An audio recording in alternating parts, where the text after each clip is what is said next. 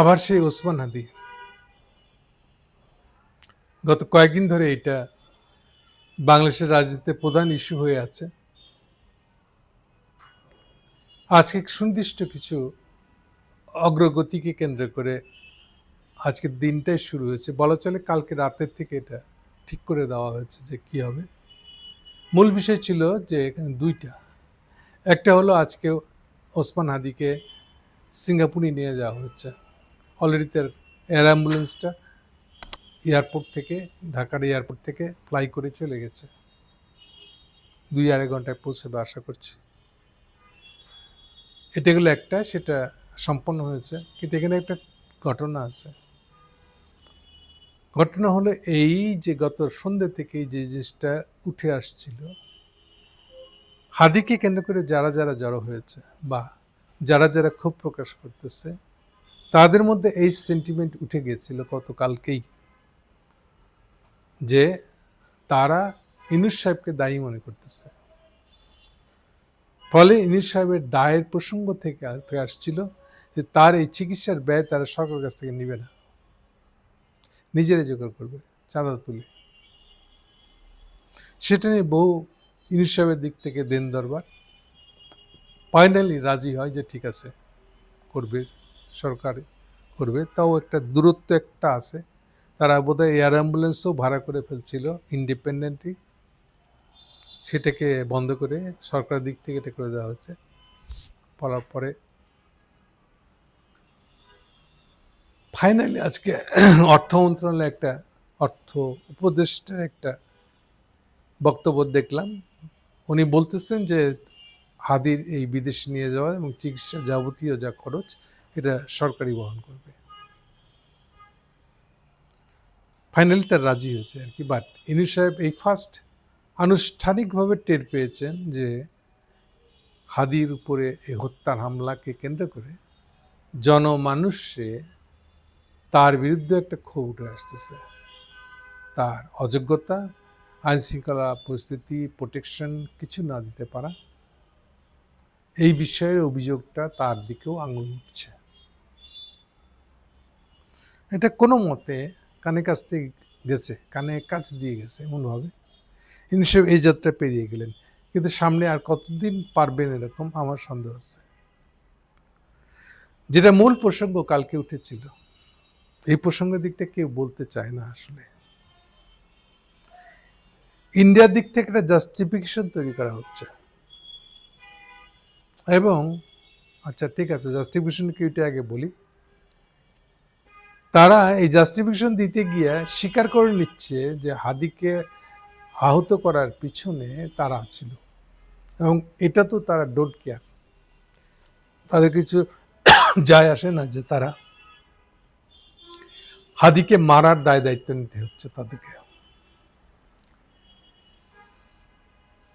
তারা নেপথ্যে বলার চেষ্টা করছে, যেহেতু ফেসবুক আছে এখন, কাউকে দিয়ে একটা বয়ান দেওয়ালি হইল, সেখানে তারা বলতেছে যে এই ছেলেটা ফয়সাল এখন তো পরিষ্কার সে আসলে নানকের ডান হাত বাঁ হাত। কেউ বলছে নানক এবং কামাল, স্বরাষ্ট্রমন্ত্রী কামাল, তাদের খুবই ঘনিষ্ঠজন। তাদেরকে তারা মানে ওরা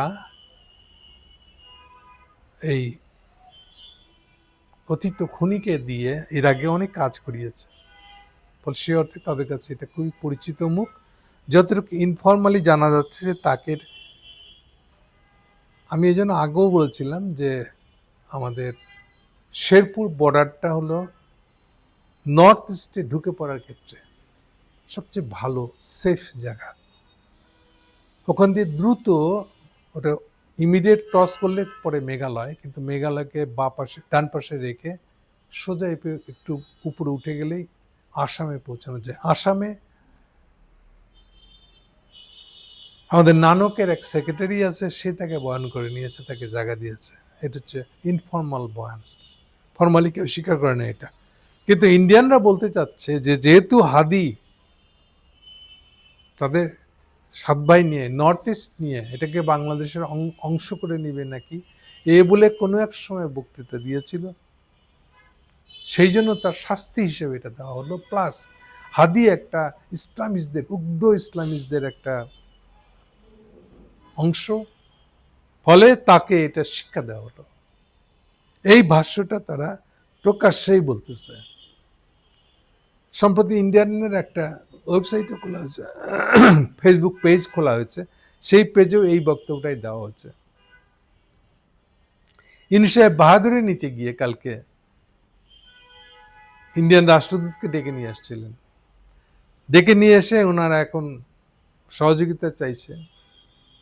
ফর্মালি স্বীকার করছে না যে খুনিরা ওপারে চলে গেছে, কিন্তু আবার প্রণয় বর্মাকে দেখে বলতেছে যে ওকে ফেরত দাও।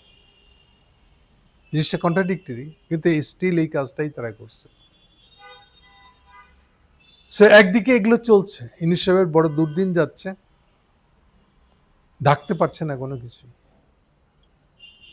এইসব চাপাচুপা মেরে একদম চলার চেষ্টা করছে।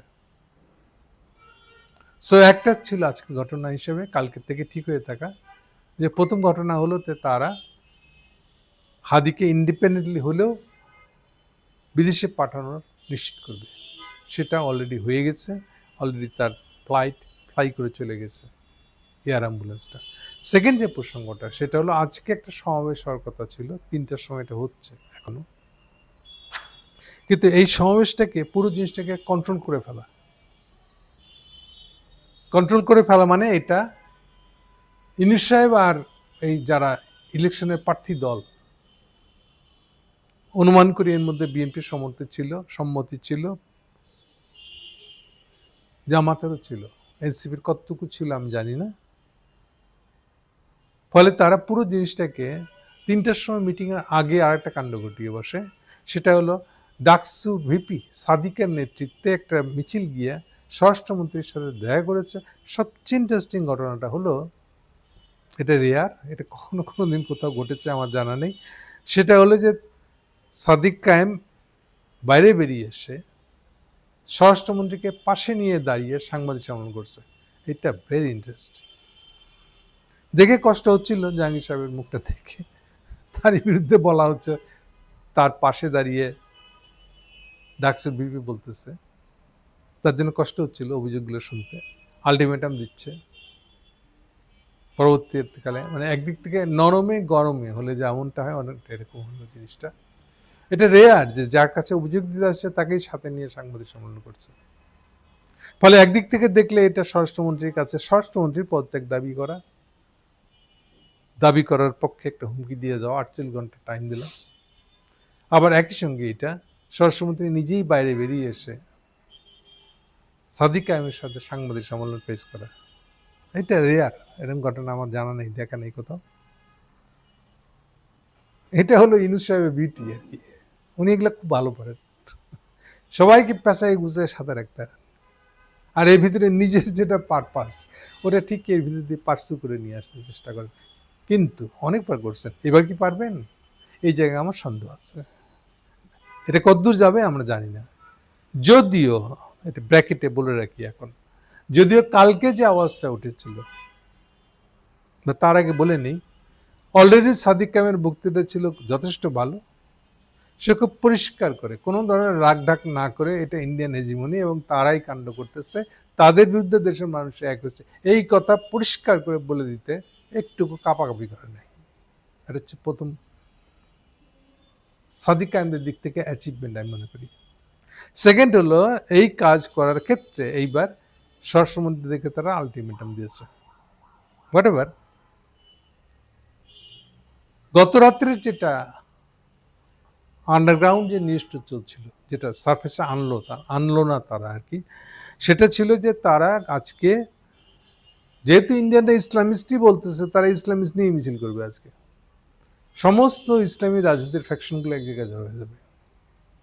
এইটা সম্ভবত ইউনূস সাহেব এগ্রি করে নাই, মানে পার্সু করছে যে আপনারা অন্যভাবে দেখেন এটা।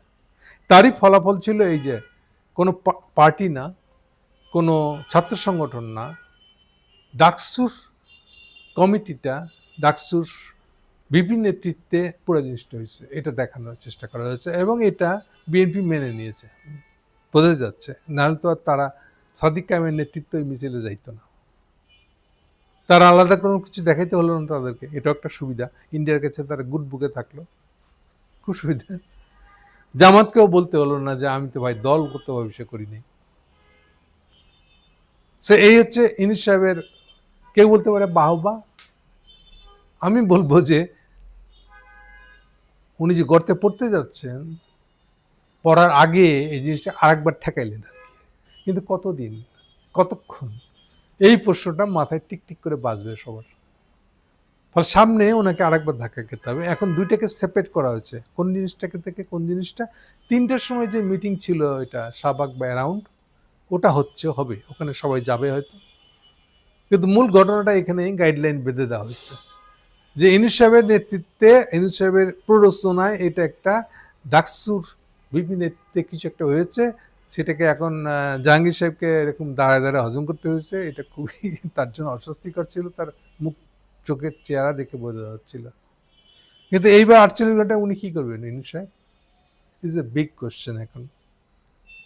আমি দেখি না যে তার খুব কিছু করার আছে, বা করার মুড থেকে এত কিছু ঘটে নাই বাংলাদেশে। যা কিছু ঘটলো হাদিকে আহত করাকে কেন্দ্র করে। ফাইনালি এখন দাঁড়ালো কি, দাঁড়ালো হলো এই ৩টের সময় মিটিং একটা হচ্ছে বা হবে, এতক্ষণ শুরু হয়ে গেছে হয়তো, কিন্তু ওই মিটিংয়ে কি হবে এটা অলরেডি ডিসাইডেড। সেই অর্থে বলছি যে মুড়াটা মানে গতিমুখটা বেঁধে দেওয়া হয়েছে। ফলে এটা এর চেয়ে বেশি যাবে না, বড় জোর একটা প্রোটেস্ট হবে এটা। এখন যে এটা গেল এই পার্টটা। আর সিঙ্গাপুরে যে নিয়ে যাওয়া হলো, এখানে যদি তার হেলথ ইমপ্রুভ না করে তাহলে কি হবে, এটার জন্য তৈরি দেখতে হবে আমাদেরকে। সো বড়জোর একটা বড় ধরনের সংঘাত, ঝঞ্ঝা, এটাকে আমরা হয়তো ৪৮-৭২ ঘন্টা ঠেলে একটু দূরে ঠেলে দিলাম, এতটুকু। একটু শ্বাস নেওয়ার জায়গা বাইর করলাম, কিন্তু মূল সমস্যাটা থেকেই গেল আর কি। এই হলো আজকের দিনের শেষ পরিস্থিতি। Thank you.